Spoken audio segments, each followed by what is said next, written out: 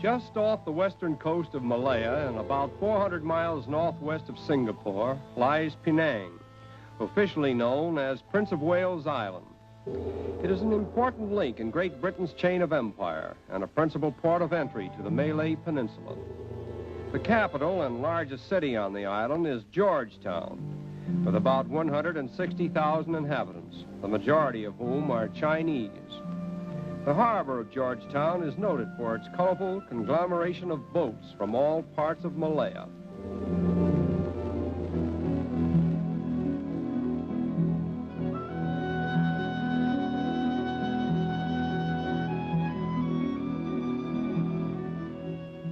The principal products of the Malay Peninsula are rubber, tin, and copra, as well as coffee, spices, and rice, all of which go to make up the cargoes of the ships that pass to and fro in the harbor of Georgetown.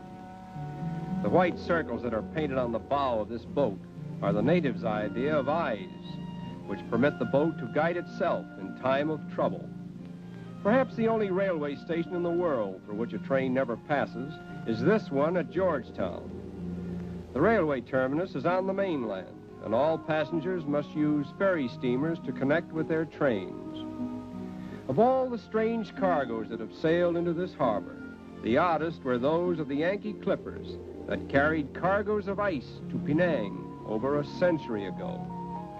Even today we may see here ships that are not unlike the Yankee clippers of old.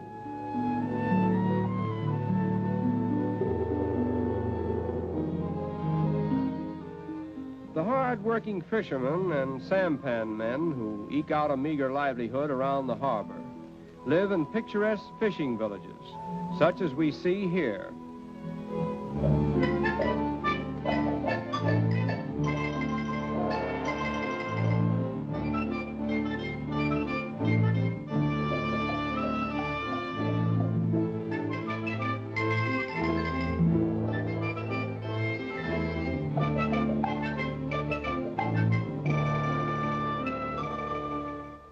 On the busy docks of Georgetown, we find a mixture of Chinese, Malays, and East Indians, the most aggressive of whom are the Chinese.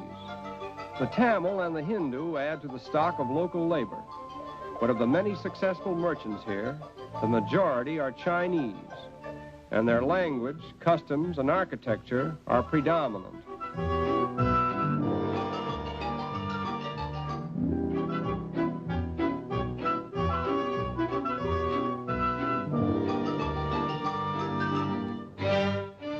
Traffic policemen of Georgetown actually wear wings. This odd custom, however, was not so much of a heavenly thought as an earthly one, for the intense heat of Penang inspired it, so that the policeman on a hot day need not overexert himself in guiding the traffic. If one could read the signs on the front of these buildings, one would realize that in this part of Malaya, it is the Chinaman who is the merchant, the farmer, the architect, and the financier.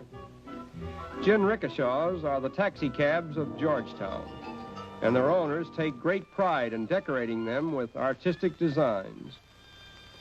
On a meager diet of rice and dried fish, a rickshaw coolie can trot for miles under a tropical sun and keep it up as long as he can find passengers to pay his modest tariffs. Among the many interesting events that come and go in the course of a day is the Chinese funeral procession, adding color and music, but no outward sign of grief to the traffic of Georgetown.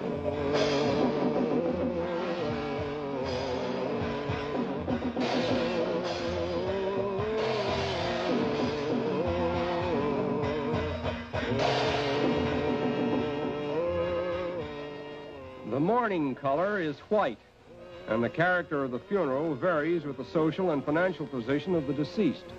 Funerals are of great importance to the Chinese, and no sacrifice is too great for a son to make in behalf of his deceased parents.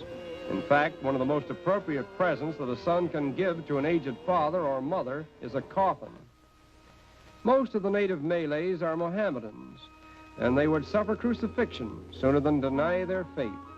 But they are not bigots. In fact, they are very tolerant and believe that the absence of hypocrisy is the beginning of true religion. among the many oddities in the Chinese religion is snake worship. And for that purpose, this world-famous snake temple was erected in Penang. Ancestor worship and filial piety, however, form the real religion of the Chinese.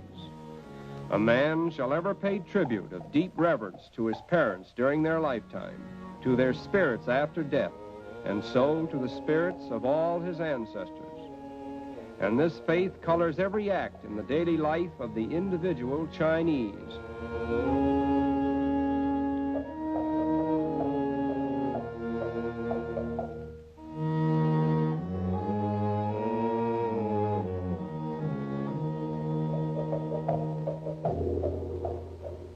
Firecrackers are set off by the worshiper to chase away the evil spirits who are believed to crowd around the souls of the dead.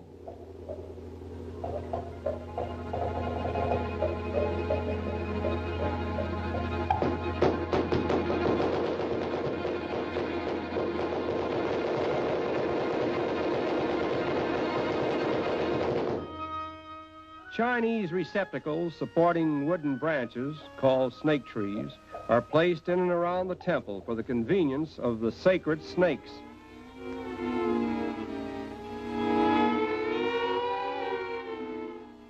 These poisonous adders enjoy a very peaceful life and spend most of their daylight hours in sleep. At night, they crawl about the temple, eating choice particles of food left for them by devout worshipers.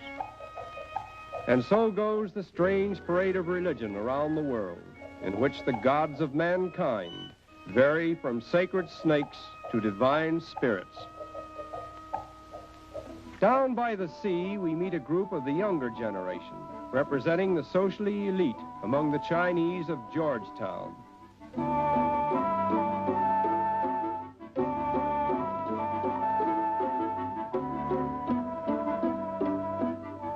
The Malayan Chinese girls are famed for their charm and beauty.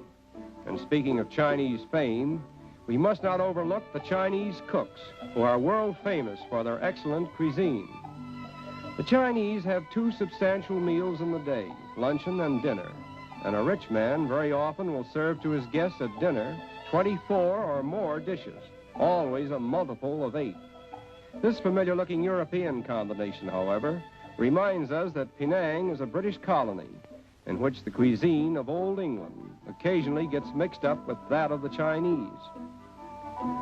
The Chinese were resident on the Malay Peninsula long before the coming of the white man, and many of them neither speak nor read the Chinese language, although they maintain their Chinese characteristics and their affiliations with China. It is difficult to say farewell to such exotic loveliness as this, but there's a steamer in the harbor with her engine shot with fire, and our hearts have gone aboard her for the island of desire. We are fevered with the sunset, we are fretful with the bay, for the wander thirst is on us, and our souls are in Cathay. And it is with this thought that we say, farewell to Georgetown, the pride of Penang.